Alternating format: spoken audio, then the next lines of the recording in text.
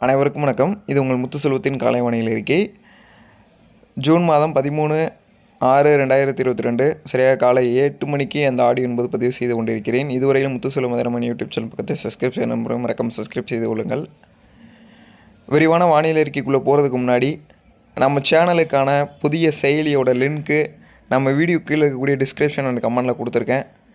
இந்த செயலி உருவாக்கப்பட்டதுக்கான நோக்கம் புயல் காலங்களிலும் பேரிடர் காலங்களிலும் தகுந்த முன்னெச்சரிக்கை தகவல்களையும் தகுந்த வானிலை சார்ந்த புகைப்படங்களையும் உங்களிடம் நேரடியாக கொண்டு செல்வதற்காக இந்த செயலி என்பது வடிவமைக்கப்பட்டுள்ளது.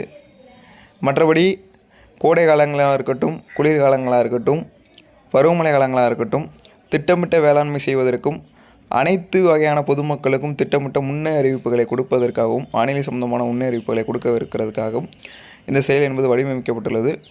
இந்த செயலி உங்கள் ஊருக்கான வானிலை அறிக்கை, அதாவது உங்கள் ஊரில் இன்றைக்கி மழை பெய்யும்னா அதை துல்லியமாக செயலி ஓப்பன் செய்து பார்த்தாலே போதும் உங்களுக்கு ஊருக்கான வானிலை அறிக்கை வந்துவிடும். இவ்வளோ துல்லியமாக ஒரு ஆப்பை வடிவமைக்கப்பட்டுள்ளது. இந்த ஆப்போடைய லிங்க்கு டிஸ்கிரிப்ஷன் அண்ட் கமெண்ட்ஸில் இருக்குது. மறக்காமல் டவுன்லோட் பண்ணிக்கோங்க. தமிழ்நாட்டில் இது வரைக்கும் இந்த மாதிரி எந்த ஒரு செயலியும் உருவாக்கப்பட்டது கிடையாது. முதல் முறையாக உருவாக்கியிருக்கோம். முடிந்த வரைக்கும் ஆதரவு கொடுங்க, தொடர்ந்து இணைந்திருங்கள். அதே மாதிரி பார்த்திங்கன்னா வானிலை அறிக்கைக்குள்ளே போயிடலாம். 15ஆம் தேதி ஏற்கனவே அறிவிக்கப்பட்டபடியே குமரிக்கடல் முதல் அரபிக்கடல் வரையிலும் வளிமண்டல மேலடுக்கு சுழற்சி உருவாக இருக்கிறது.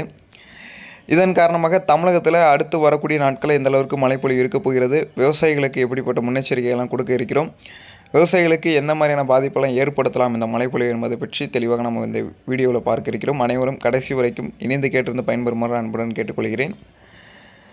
ஜூன் 15 முதல் 25ஆம் தேதி வரை மத்திய உள் மாவட்டங்கள், வட உள் மாவட்டங்கள், டெல்டா உள் மாவட்டங்கள், கர்நாடக எல்லையோர பகுதிகள் மற்றும் கர்நாடக எல்லையோர பகுதி உள் மாவட்டங்கள், தமிழக மேற்கு தொடர்ச்சி மலை மாவட்டங்கள் என பரவலாகவே தமிழகத்திற்குள் இருக்கக்கூடிய அனைத்து உள் மாவட்ட பகுதிகளுமே பரவலாக இடியுடன் கூடிய கனமழை என்பது பரவலாக பெய்ய இருக்கிறது. இதில் நீண்ட நாட்களாக பெய்யாத பகுதிகளிலும் 15ஆம் தேதி முதல் 25ஆம் தேதிக்குள் மழை என்பது பெய்துவிடும். சில இடங்களில் மாறி மாறி, அதாவது ஒரு நாளைக்கு பெய்த மழை மாறி மாறி மாறி மாறி பெய்து கொண்டே இருக்கும். அந்தளவுக்கு மழைக்கான வாய்ப்பு இருக்குது. இதன் காரணமாக விவசாயிகள் தண்ணீர் பாய்ச்சலாம், தோட்டங்கள் காய்ந்து கொண்டு இருக்கிறது, தண்ணீர் பாய்ச்சலாம் என்று நினைத்திருப்பார்கள்.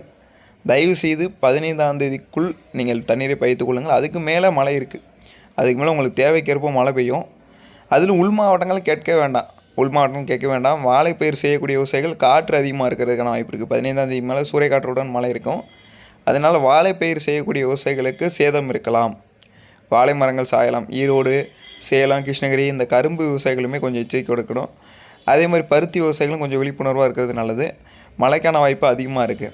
அதே போல் பார்த்திங்கன்னா மதுரை, சிவகங்கை, புதுக்கோட்டை, ராமநாதபுரம், விருதுநகர் இந்த மாவட்டங்களையுமே இடி மலைகள் அதிகமாக இருக்கும், இடி தாக்கங்கள் அதிகமாக இருக்கலாம். அது எல்லா மாவட்டத்துமே பொதுவாக பார்த்திங்கன்னா விருதுநகரில் ஆரம்பித்து திருவண்ணாமலை, வேலூர், கிருஷ்ணகிரி வரைக்குமே இருக்கக்கூடிய அனைத்து உள் மாவட்ட பகுதிகள், திருச்சி அடங்கும், நாமக்கல் அடங்கும், கரூர் அடங்கும், அரியலூர், பெரம்பலூர் மாவட்டங்கள் இதில் உள்ளடங்கும்.